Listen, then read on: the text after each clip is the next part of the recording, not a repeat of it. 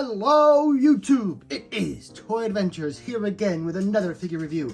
And today, yes, we're actually taking a look at another G.I. Joe review. And today guys, as promised in the last review, today we're going to be taking a look at the G.I. Joe Classified Series Cobra Viper. This is the special type of Cobra Viper released in the Python Patrol wave, as you can see by the little symbol right there. So this is just another recreation of kind of a vintage thing that they used to do.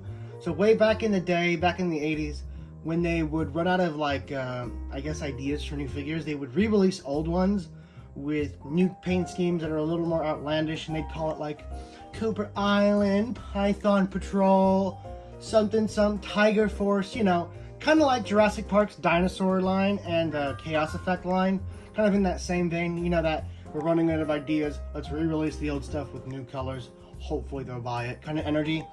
And I missed out on the original Cobra Viper release, so I saw this one and I was like, you know what, I need one.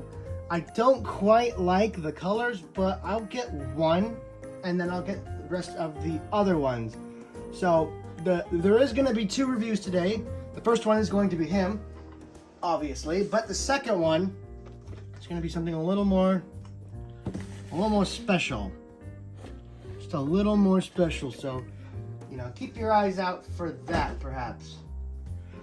But today, or at least right now, we're going to be taking a look at this. So, taking a look at the packaging. One thing you'll notice about the G.I. Joe figures, if you watch most of my reviews, is that they each have their own unique box art.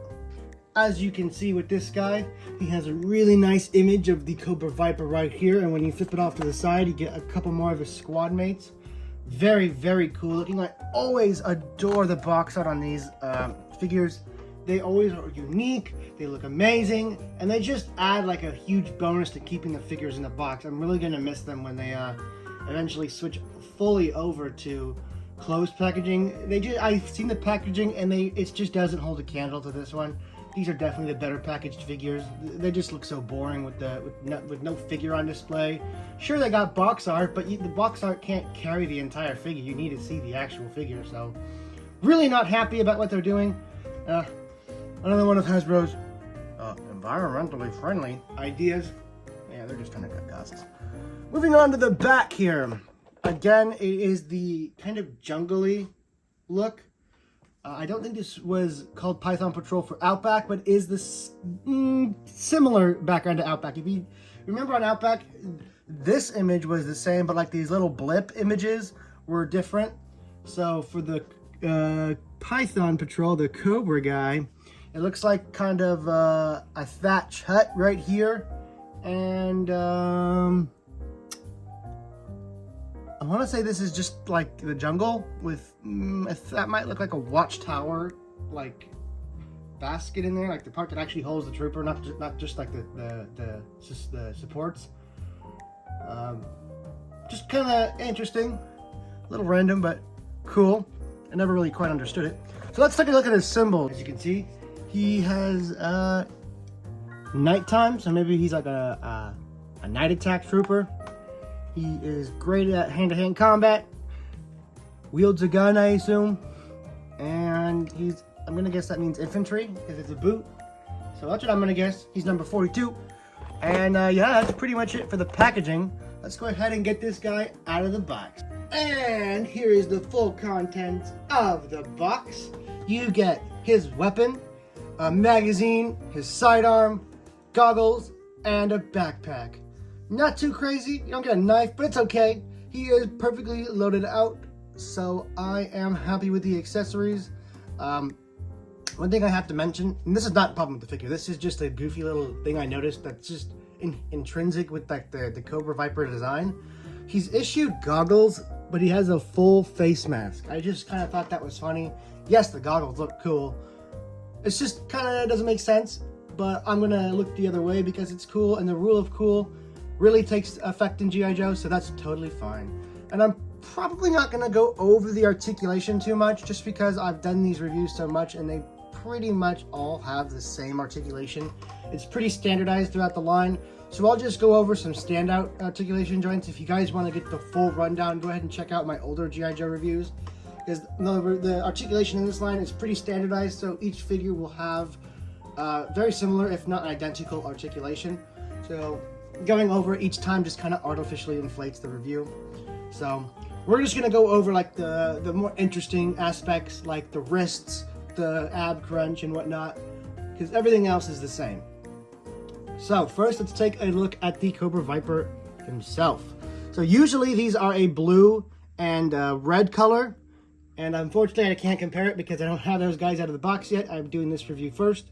And this one, as you can see, it is a gray with a yellow. So I'm not too hot on this design, only because I don't like the color yellow. I mean, for like an army guy, special forces, you really don't want such a bright, hey, look at me color as yellow. But I mean, I guess for Cobra, they got to keep a style, right? I just don't know.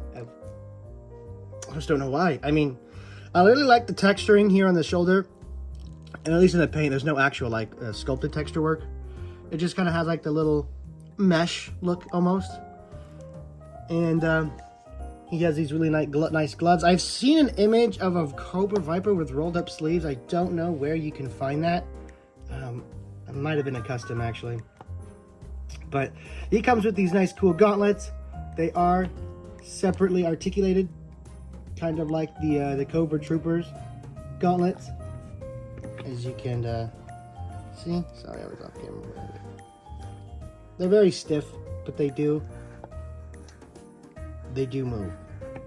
So that's one interesting articulation joint.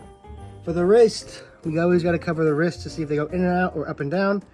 This one sadly is in and out even on the shooting hand, so kind of a bummer there. The other wrist is a up and down. I hate when I put the up and down on the left hand. It's so annoying. Such a beast. And I'm noticing his holster is kind of tearing already. As you can see. Not good. Not good at all. It's pretty bad to have that already tearing when it's meant to be on his thigh. It's not like I'm stretching it out or anything. So design-wise, he is pretty neat. I would prefer the original Cobra Viper over this guy, and I'm sure a lot of other people would. But you know what? I was in the store and I was like, you know what? This is new, and I really want an action figure today, so let's get him. Not that he's bad. I mean, he does look really neat. I just personally don't find this yellow. The gray and the black are perfectly fine. I would say just put like a red just to keep with the Cobra aesthetic. Maybe a blue, a dark navy blue would be cool. I honestly can't say. I just know that this yellow is not it. It's not it. But let's take a look at his accessories. He comes with a indistinct, non-realistic weapon. It's just kind of like a generic rifle. This is just a repack from the original Cobra Viper. They did before they did the more realistic weapons. And the magazine for this gun is pretty bad because there's no real like distinct way to put it in. Like it just looks like a box on either side. Like there's no clear put it in this way. So when you put it in, it's not gonna fit in originally. You're gonna be like, oh well, maybe I did it the wrong way. Then you're gonna do it the other way. You're gonna be like, oh, maybe I did it the other way. And then you're gonna do it the other way, and it's not gonna work. It's gonna pop right out. You have to really force it in there, and you're gonna hear a pop when it actually gets into place. You hear that? So not too much fun. Usually these magazines just whoop, slip out, slip back in, real easy, and you're not in danger of breaking anything. Sadly, not this one. And the goggles are actually really cool looking. I can imagine you use these on a separate figure if you really wanted to. Because they are quite useless on this guy. I mean, they really complete his look, but they are functionally useless. You can't put them over his eyes or anything because, hey-o. So, just there to look cool, so let's go ahead and put that on there. You have to put them on pretty tight because they like to slip off the top of the dome too. So you kind of like have to bring the back strap really far down on his head. And once it's in place, it looks pretty dope. His backpack, like most Joe backpacks, they do pop in real easy, but they also pop out real easy.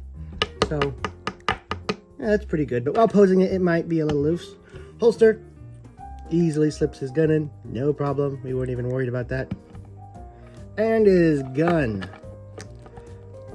See what I mean? Like pick, he's a little loose. Gun just slips right in. Part of me almost prefers guns without the trigger guards just because it's easier to slip it in the figure's hand, but also the trigger guard just adds so much to the realism of the look that it's like, I really don't mind either way. The trigger guard does add look, makes it a little bit harder for other figures to hold the gun. Because, you know, most of the time, if the figure is issued with the gun, it's meant to hold it. But I like the non-trigger guard ones because it makes it easy for figures that maybe don't have great hands to put into trigger guards. Anyway, I know this review is going to be a little short just because I don't have too much to say about this guy in particular. He's not too notable. He is a repaint of an existing figure. I believe the chest is a new mold. I could be wrong. I remember seeing the Cobra Vipers might have something different, but I could be entirely wrong. I don't know what it's supposed to be hanging out of his pocket right there. I really can't say. It almost looks like a motherboard or something, like maybe some kind of DSM. Oh no, Modern Warfare 2 flashbacks. You got the DSM. That's one last loose end. We'll do a quick rundown over the articulation without really making it too long. I'm just gonna, tell you what joint is where. There's a ball joint at the head. Of course, there's a hinge and rotation at the shoulder, bicep swivel, double jointed elbows, which are pinned because it is based off of an older figure. Yes, it's a brand new release, but it is a repaint, so totally fine there. Hinge and rotation at the wrist and at the gauntlet, which is really cool. So you do get a little extra articulation in the hands. You have the kick forward and out at the hips, obviously. No ab crunch. There probably is built into the figure, but this entire vest piece is one solid piece. And of course, like with all 6-inch Joes, you can't remove their gear. So the ab crunch is either not there or forever hidden and hindered, which is tough, but it's not the end of the world. It is kind of a glaring issue since most Hasbro 6-inch figures have ab crunches, even the Hasbro, even the Star Wars ones. But it's not like it's going to ruin the figure, am I right? It's just a missing joint for the sake of a cool looking vest, which is fine for me.